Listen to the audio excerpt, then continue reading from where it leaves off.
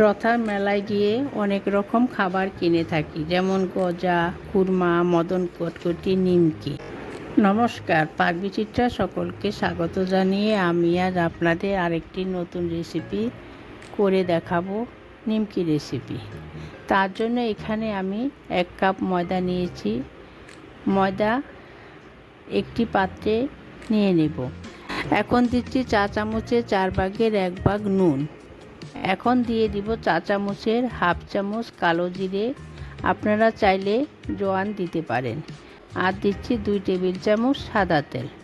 এখন ভালো করে ময়ান দিয়ে নেব। ভালো করে ময়ান দিয়ে নিতে হবে। দেখুন ময়াম দেওয়া হয়ে গেছে। ময়াম ঠিকঠাক হয়েছে কিনা সেটি দেখিয়ে দিচ্ছি। ময়াম দেওয়া ময়দা থেকে কিছুটা ময়দা নিয়ে হাতে চাপ দিলে দলা পাকিয়ে গেলে বুঝবেন ময়াম ঠিকঠাক হয়েছে। এখন ময়দা মেখে নেব। অল্প করে নর্মাল জল দিয়ে একটা শক্ত ডো তৈরি করে নিতে হবে। নরম করে ডো তৈরি করলে হবে না।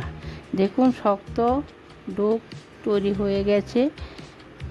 মেখে রাখা প্রয়োজন নেই। এখন মাখা ডোটাকে 2 ভাগে ভাগ করে নিচ্ছি।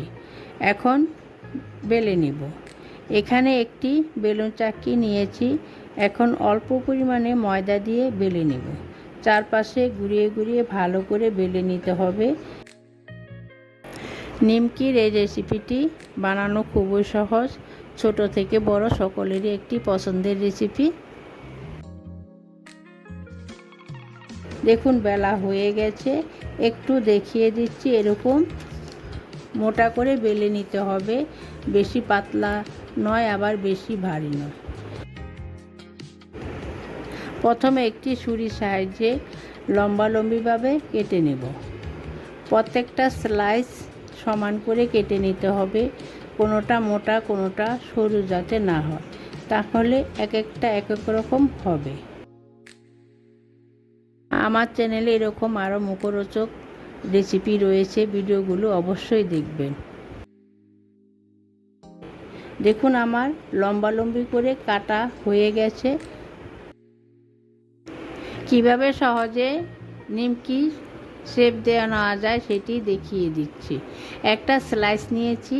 এখন আড়াআড়িভাবে ছোট ছোট পিস করে কেটে নেব।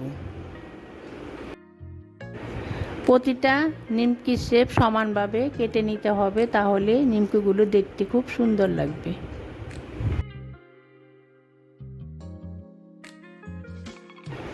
এভাবে আমি এক এক করে সমস্ত স্লাইসগুলি নিমকি শেপ দিয়ে নেব। দেখুন আমার সবগুলো কাটা হয়ে গেছে। এখন ভেজে নেব।